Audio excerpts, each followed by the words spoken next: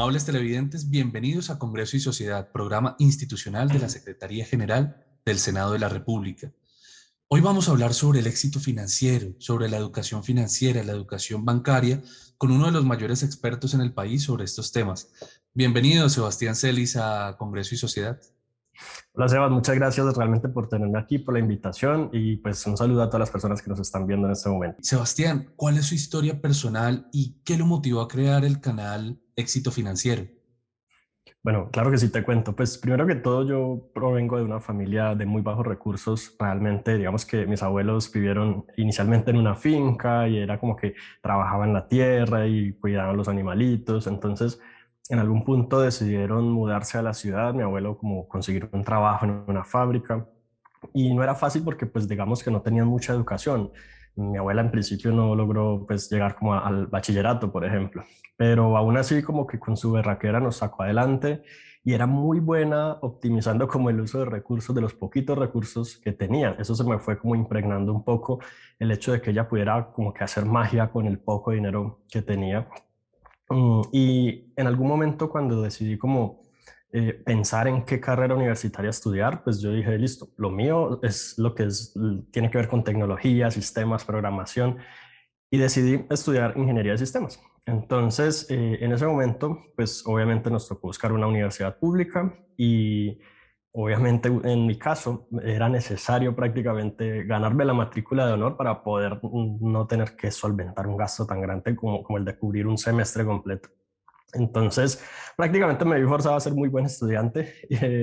Igual no tenía nada más a qué dedicarme, pero aún así sentía que me faltaba dinero, como por ejemplo para mejorar el computador. Ya tenía unos años, pues decir, no, necesito más disco duro, una memoria RAM, pues no era como que pudiera decirle a mi abuelita, hey, necesito esto porque pues no había los recursos. Así que pues yo empecé a decir, bueno, ¿qué puedo hacer? Compro cosas para vender o algo. Entonces empecé como a explorar todo el mundo del emprendimiento hasta que digamos que un primo me dio un poco de luz respecto a que lo ideal sería que con los conocimientos que yo estaba adquiriendo emprendiera un negocio propio en vez de salir a buscar, digamos, un empleo, como tradicionalmente pues es como todo lo que las personas que estudian en una carrera universitaria pues salen a buscar. Esa suele ser la expectativa de las personas más allá del emprendimiento.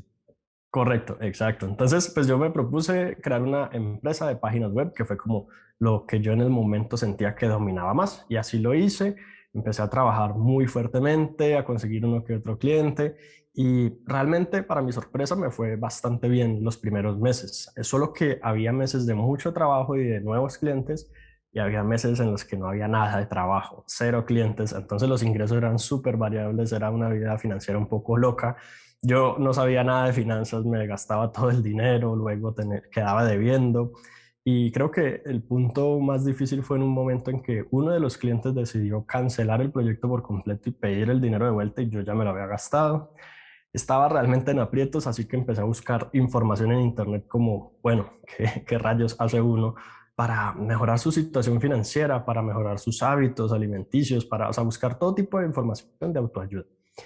Y realmente la información que encontré, especialmente en inglés, que me estaba llamando mucho la atención aprender inglés leyendo en inglés, me sirvió tanto que yo decía, esto no lo enseñan en los colegios o en las escuelas, y empecé a compartir esa información también en un sitio web que inicialmente había pensado poner como mi hoja de vida para conseguir empleo. Entonces yo dije, no, compartamos información acá en tipo blog, artículos escritos, y pues de repente como a los 3 meses ya estaba teniendo unas 1000 visitas diarias y la gente ya me pedía videos porque yo no mostraba la cara, solamente era como texto. Así que pues en algún punto decidí dejar de lado la parte de la empresa de diseño web, comprar una cámara, abrir un canal de YouTube y eso fue hace 10 años ya. Entonces, desde ese momento mi vida ha sido completamente dedicada a la educación, inicialmente en todo lo que tiene que ver con la superación personal, lo que es las dificultades a nivel de productividad, metas, hábitos, autoestima y demás.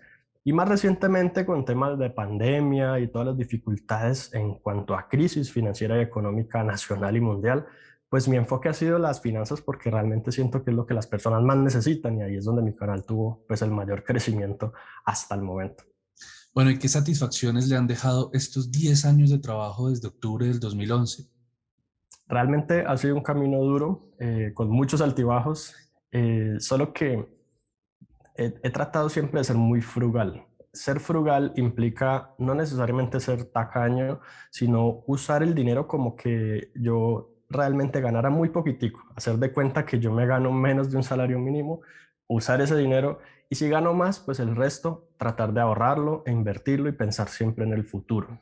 Digamos que una de las satisfacciones principales que he tenido con mi canal y con otros de los medios con los cuales trabajo, digamos que tengo algunos entrenamientos, cursos virtuales y trabajo ya ahorita con el tema de redes sociales más enfocado como por ejemplo en Instagram, es cuando me encuentro a la gente en la calle que me dice, oye, tú eres el youtuber de finanzas. Fíjate que, y por ejemplo, esta es una historia que me ocurrió, que me encuentro una persona en un supermercado y me dice, en 2020 con la pandemia, el negocio de la familia quebró porque nos quedamos sin poder abrir, estábamos súper endeudados, mejor dicho, todos reportados en data crédito, pero yo ya venía viendo tus videos desde antes y tú habías recomendado ahí hacer un ahorro en caso de imprevistos para no tener que endeudarse y hacer un gasto, pues por ejemplo con tarjeta de crédito a intereses y esas cosas. Con eso pude ayudarle a mi familia, hicimos un plan para unificar deudas, buscamos la mejor tasa de interés del mercado, monté unos emprendimientos virtuales, digitalicé el negocio de mi familia y salimos adelante gracias a los consejos que diste en tu canal. Eso para mí fue como un choque increíble, fue de las primeras historias así que escuché y digamos que a veces me llegan este tipo de casos y para mí es muy llenador, muy satisfactorio. Es posible que uno a veces diga, bueno, pero es que yo abre un canal de YouTube y solo tengo 10 visitas, pero con que una persona se pueda inspirar, para mí eso es totalmente satisfactorio. Esa es la felicidad y es la razón por la cual lo hago.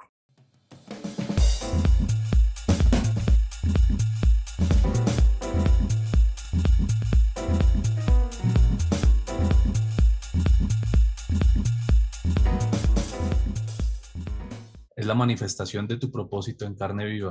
Muy interesante y esta es que sea la oportunidad para decirte que sigo el canal, que me parece un canal muy bien construido, con una información valiosa y Muchas que gracias. permite a las personas, pues, precisamente alcanzar la premisa de tu canal, el éxito financiero. Sebastián, ¿cómo han impactado las redes sociales y el conocimiento empírico también desde el punto de vista no solamente como una persona que entrega información valiosa de ese tipo, sino como empresario para poder emprender? Pues te digo que yo estudié ingeniería de sistemas y la gente me pregunta como cuáles son tus estudios o titulaciones en cuanto a finanzas o economía. Y si te soy sincero, no las tengo, porque siempre he tratado de aprender mucho en cuanto a lo que es práctico. A veces incluso personas que estudian alguna carrera de finanzas o economía me dicen es que en mi carrera no enseñan cómo escoger una buena tarjeta de crédito. Muchos de mis amigos están súper endeudados y están aprendiendo macroeconomía y las variables que afectan las divisas mundiales y otras cosas, pero no saben manejar su bolsillo, por ejemplo. La práctica. Entonces siempre me he enfocado mucho en aprender y enseñar sobre todo lo que yo necesito poner en práctica. Eso se llama la técnica de Feynman. De manera que cuando tú quieres aprender algo e interiorizarlo de la mejor manera posible, lo que haces es enseñarlo y si puedes enseñarlo de manera que cualquier persona entienda, ahí es cuando realmente se sabe que tú lo entiendes. Bueno, Sebastián, y ya yendo un poco más a la intimidad de tu canal, ¿cuál es esa rutina de trabajo que tiene el equipo de éxito financiero semana a semana? A veces las personas ven un video en YouTube que dura 10 minutos y piensan, ah, el trabajo duró 10 minutos. Y no se dan cuenta que detrás de en sí grabar un video viene un proceso de planeación. Por ejemplo, es algo que yo siempre lo hago porque siento que es como la dirección que quiero darle a mi canal. Planear qué contenidos, analizar qué situaciones noticiosas, por ejemplo, hay en algún momento para informar a las personas que de pronto me dicen, oye, mira, ¿qué pasa con esta situación en cuanto a inversiones? Ah, ¿está afectando, no está afectando, subió el dólar, bajó el dólar o lo que sea? Luego decido qué temas tratar y desarrollo en profundidad estilo libreto o guión con los cuales ya luego yo estudio y pues grabo el video. Ya no necesito teleprompter porque pues 10 años de práctica ya me facilitan un poco el tema ante la cámara. Y pues ahí es simplemente como organizar el estudio y grabar. Pero ahí es donde entra mi equipo, que inicialmente era yo solo, pero ya tengo 4 personas en mi equipo. Una de ellas es la editora de videos que pues lo que hace es que toma mis grabaciones y las edita para poner imágenes, para volverlo un poco más didáctico, dinámico, poner cifras, textos explicativos. También tenemos a alguien que se encarga de realizar una transcripción y subtitulación para de pronto las personas que no pueden escuchar. Entonces pueden leer los textos. También hacemos una transcripción directamente en forma de artículo para el que no puede, por ejemplo, ver un video en su trabajo, pero pues quizás se toma una pausa para leer un artículo.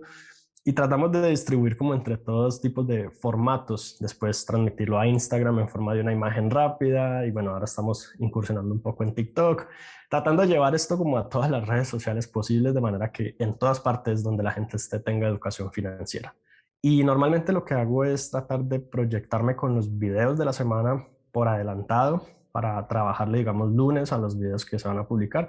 El resto de días tengo reuniones con marcas, trabajo en cuanto a mis productos o cursos virtuales y de pronto mucha investigación porque siempre se necesita estar uno como a la vanguardia. Hay mucha competencia, digamos, en este medio. No lo considero competencia porque siempre que ellos crecen yo crezco, pero definitivamente hay que tener siempre algo nuevo para decir. Bueno, muy interesante toda esta experiencia y sí, lo que dices, inicialmente en este medio de YouTube se inicia como el hombre orquesta del emprendimiento y se va desembocando finalmente en tener un equipo sólido de trabajo y un respaldo porque pues no se puede llegar lejos haciendo todo el trabajo solo. Incluso en mi Correcto. experiencia como director de cine, también esto es así, la gente piensa que 2 horas de trabajo de pantalla son 2 horas de trabajo y realmente pueden ser 2 años de trabajo detrás de esas 2 horas. Es cierto. Bueno, Sebas, vamos a algunos mensajes institucionales y ya regresamos con Congreso y Sociedad. Vamos a seguir profundizando sobre temas de banca, consejos financieros, pero eso va a ser en el siguiente bloque.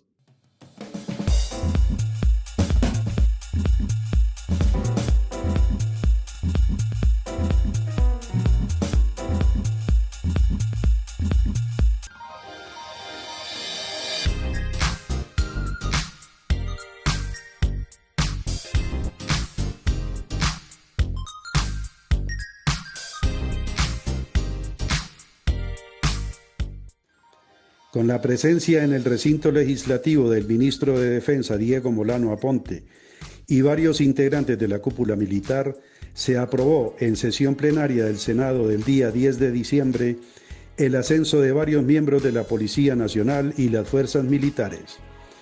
El acto estuvo presidido por el presidente del Senado, Juan Diego Gómez. Además, se estudió el proyecto de ley de acción climática. La senadora Daira de Jesús Galvis Méndez fue la ponente de la iniciativa.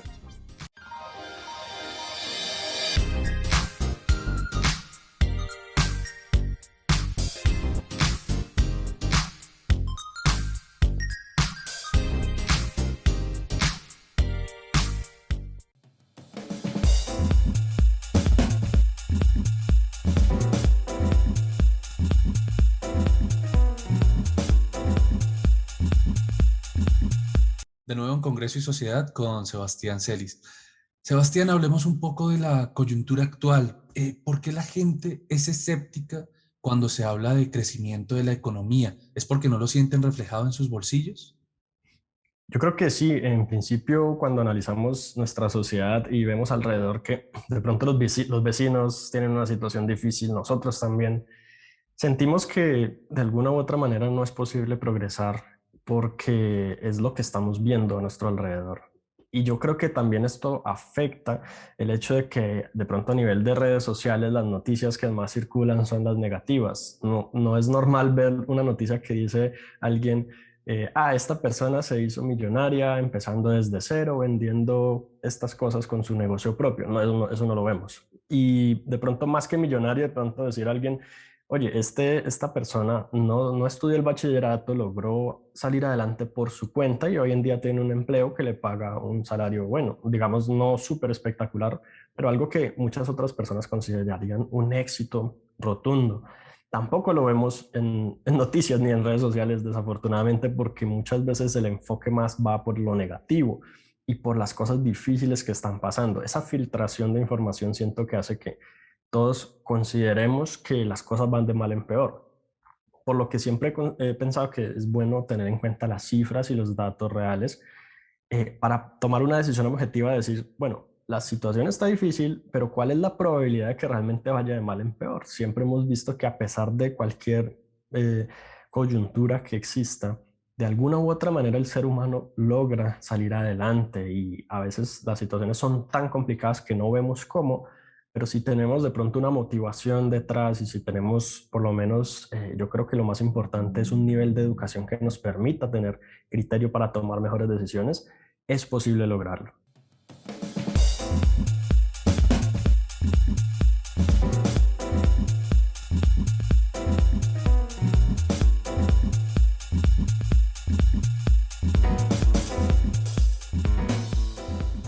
Bueno, Sebastián, ¿y cómo han impactado los nuevos bancos digitales a las propuestas de valor de la banca tradicional? ¿La han modernizado? ¿Han logrado que mejoren sus servicios? ¿Qué ha pasado con todo esto?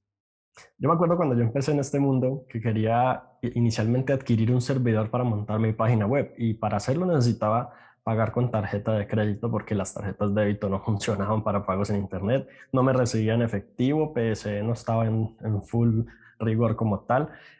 Y entonces fui a un banco a pedir una tarjeta de crédito y yo no tenía historial crediticio y obviamente me rechazaron, mejor dicho, fui a investigar en todas partes y no fue posible, por lo que tuve que pedirle prestado a un primo, darle el dinero a él y demás. Hoy en día existen todas las facilidades.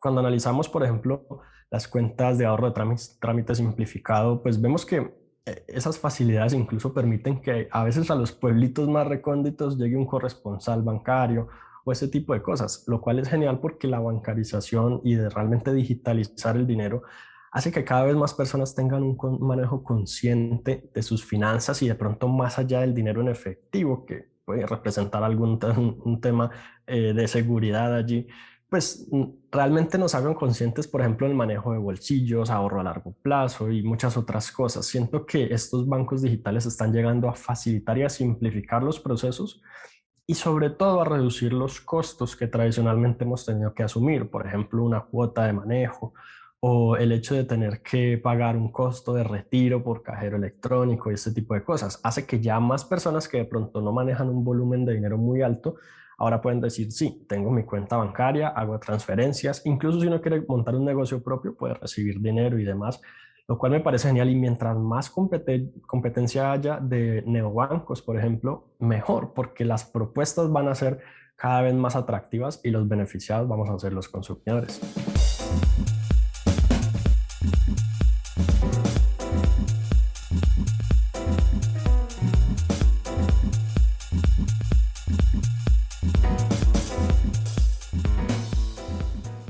Que se ha visto reflejado con los últimos impactos de las bancas digitales. Sebastián, ¿cómo hacer que la gente se interese más por la educación financiera? Hay un porcentaje que de hecho ya está entrando cada vez más en la preocupación de interesarse, pero sin embargo hace falta muchísima población colombiana. ¿Hacen falta leyes, por ejemplo, que fortalezcan la educación financiera en el territorio nacional? Yo creo que son más o menos tres cosas. Uno, probablemente muchas personas se interesan por sus finanzas en el momento en que van mal, en el momento en que sienten, bueno, estoy ya como que me pinté hacia un rincón y no sé cómo salir. Ahí es donde muchas personas dicen, pues no sé qué hacer, estoy súper endeudado hasta el cuello, ¿qué hago? Entonces buscan información por necesidad y no está bien que tengamos que llegar a ese límite. Siempre nos acostumbramos a sentir que si las cosas van bien, entonces yo no necesito ayuda y realmente todos podemos mejorar cualquier aspecto de nuestras finanzas, aunque sintamos que estamos haciendo lo mejor posible. Dos, la parte de la educación financiera suele ser enseñada con términos muy complicados. Cuando nos hablan de tasa de interés efectivo anual o nominal mensual, es como, ¿qué rayos es eso? ¿Qué significa? ¿Qué implica para mí? Cuando de pronto los términos y condiciones y la letra chiquita de ciertos productos terminan prácticamente traicionándonos en cuanto a lo que esperábamos de ellos y no se nos dice claramente cuáles son esas condiciones de productos que estamos accediendo. Siento que hay ciertos productos bancarios o servicios bancarios que deberían ser expresados de forma más transparente. Y también lo tercero es a nivel de educación, porque pienso que desde la misma básica primaria ya deberíamos estar pensando en metas de ahorro, en manejar el dinero, en educación financiera, por ejemplo, para niños, para ser consciente de esto. Lo mismo en el bachillerato con temas un poco más avanzados. Quizás el tema macroeconómico sea importante, pero pienso que el manejo del bolsillo y el día a día son más prioritarios, por lo que a nivel de educación formal, desde primaria, bachillerato, incluso universitaria, siempre debería estar en el currículo.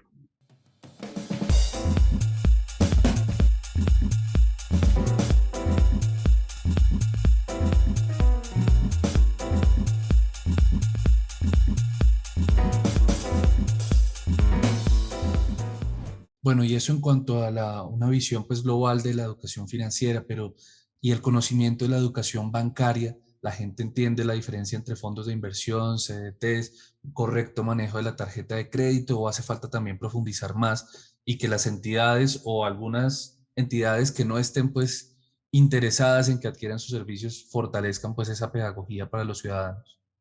Sí, total. Yo siento que hay una falta tremenda de información y educación al respecto. De pronto muchas personas llegan a considerar que un producto como una tarjeta de crédito es el enemigo y puede que no necesariamente sea así, porque podría impulsar, por ejemplo, la inversión en tu negocio. Pero en el momento en que tomamos la decisión de usar un producto sin saber cómo realmente aprovecharlo al máximo, pues es cuando nos vemos en dificultades y luego decimos, lo malo es el malo es el banco, o el malo es el producto, o es que las tarjetas de crédito no se pueden usar o algo así.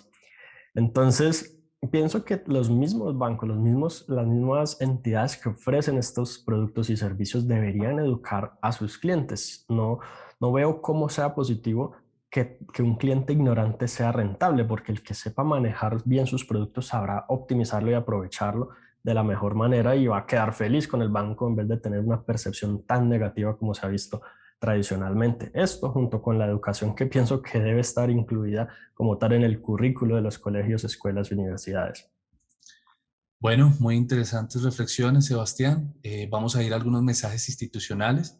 Ya vamos a hablar un poco más en el siguiente bloque sobre las proyecciones y proyectos que tienes a futuro. Vamos a algunos mensajes institucionales y ya regresamos con Congreso y Sociedad.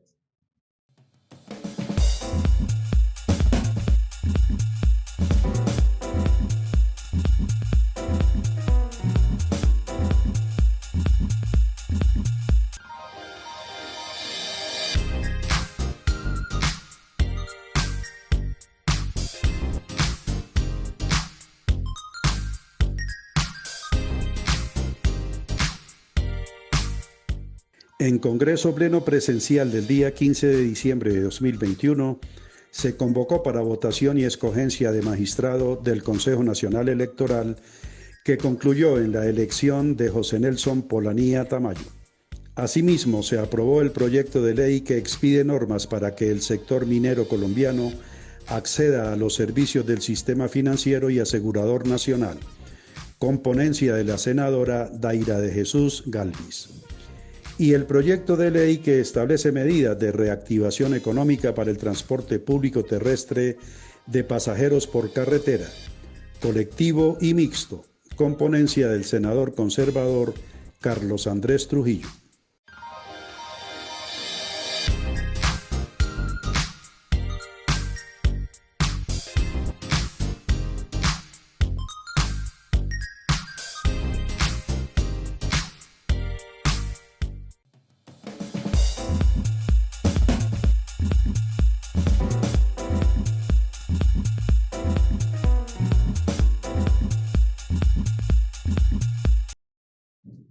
De nuevo en Congreso y Sociedad con Sebastián Celis, líder y creador del canal de YouTube Éxito Financiero. Sebastián, ¿cómo ves la coyuntura actual, esta tensión entre Ucrania y Rusia, el coletazo de la pandemia, el coletazo económico? ¿Cómo ves que pueden influir en las finanzas para 2022? ¿Hay pesimismo? Bueno, yo creo que desde que empezó la pandemia siempre hemos dicho como esto seguramente va a durar un poquito tiempo y luego ya vamos a estar otra vez en la normalidad. Así fue hasta que ya nos acostumbramos a que, ok, no, hay una nueva normalidad en donde todo está patas arriba, por así decirlo. Realmente en este momento estamos ya acostumbrándonos a que la economía cada vez está no más difícil, pero sí compleja. Y nos hemos acostumbrado a que ciertas cosas ya no eran como antes. Entonces, a veces la caída de los mercados financieros en cuanto a las inversiones ya no nos sorprende tanto que de repente 20% hubo de bajada en las acciones internacionales, por ejemplo, o en la Bolsa de Valores de Colombia.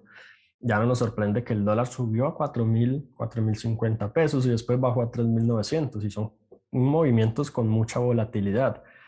Siento que tenemos que acostumbrarnos a que esta es la realidad y a tratar de manejar nuestras finanzas de manera que todas estas situaciones pues no nos afecten. Como, por un lado, por ejemplo, manejando muy bien nuestros gastos. A veces que suba el dólar 1% o 2% no es tan impactante como el hecho de que yo pueda gastar un 20% menos porque puedo hacerlo de forma consciente.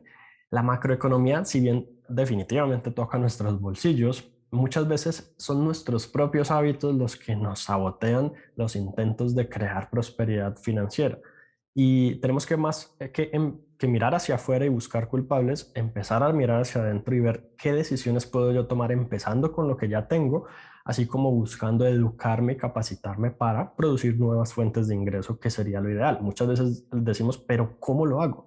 La respuesta es por lo menos dedicando una hora diaria o el tiempo libre que tengas disponible en el día a decir, pues, qué alternativas con qué alternativas cuento, lectura, aprendizaje, opciones. Cuando tú analizas la cantidad de alternativas que existen, la pregunta no es qué hago, sino cuál opción puedo escoger para mí. Bueno, Sebastián, y en breve, ¿qué consejos les das a nuestros televidentes para tener una buena salud y una buena educación financiera durante el 2022? Bueno, todo empieza con las metas. Yo creo que aunque ya no estamos en enero, que es el mes en donde todo el mundo está pensando en sus metas de año nuevo, siempre las metas es lo que debería dirigir tus decisiones. Yo personalmente lo hago de manera que defino mis metas u objetivos para el año. Luego digo, ok, para poder lograr esas cosas tengo que por lo menos haber logrado esto en enero, esto en febrero y cada mes determino cuáles son los logros o resultados que espero tener. De ahí divido en 3 semanas. Listo. Si para este mes debo lograr esto, ¿qué tengo que hacer esta semana? Y por último, traducirlo a mañana me levanto y a las 8 de la mañana voy a hacer esto otro. Así tengo la forma de traducir esas metas que de pronto se ven un poco lejanas a futuro en acciones reales, prácticas hoy en día. Personalmente yo veo el 2022 como un año con mucho optimismo y siento que la economía tiene mucho para dónde crecer. Además, esas coyunturas y esas crisis, las caídas de mercados y demás, por lo general siempre representan oportunidades si estamos preparados. Me gusta mucho que la gente hoy en día está siendo un poco más consciente de lo que es invertir. Y siento que si seguimos como por esa onda, realmente podremos lograr llegar mucho, mucho más lejos. Bueno, Sebastián, interesantes apreciaciones. ¿Cómo ves a éxito financiero a tu canal de aquí a 10 años? Wow, esa es una pregunta muy interesante. Primero que todo, me gustaría posicionarlo mucho en la mente de las personas que aún todavía no han tenido contacto con la educación financiera. Es decir, que mi canal logre llegar a audiencias que de pronto no tienen tanta educación, gente de pronto de más bajos recursos. Y quiero brindar mucha, mucha educación de mucho valor y calidad sin ningún costo a más y más personas. Eso es como una de las cosas que quisiera hacer. Lo otro que quisiera hacer es incursionar como tal en el tema de aplicaciones web para lo que es el manejo consciente e inteligente de las finanzas, de manera que prácticamente te guíe y te eduque una aplicación o un sistema respecto a cómo manejar tu dinero correctamente. Y pues definitivamente colaborar un poco con lo que son los grandes exponentes, incluso de temas que no tienen que ver con finanzas, para hacer llegar el mensaje más a más y más personas. Bueno, Sebastián, muchas gracias por tu presencia en Congreso y Sociedad. Déjanos tus redes sociales para que la gente se informe más de tu canal y de tus otros canales y tus fuentes de información. Claro que sí, no, muchas gracias a ustedes realmente por la invitación. Me encuentran como Éxito Financiero en YouTube y también Éxito Financiero Oficial en Instagram. Pues mi nombre es Juan Sebastián Celis Maya, también me encuentran como Sebacelis en mi cuenta personal de Instagram y pues básicamente esas son en este momento las redes oficiales que tengo. Bueno, perfecto, Sebastián. Y a ustedes, amables televidentes, los invitamos a contactarnos a través de nuestras redes sociales. Los esperamos aquí en Congreso y Sociedad en una próxima oportunidad.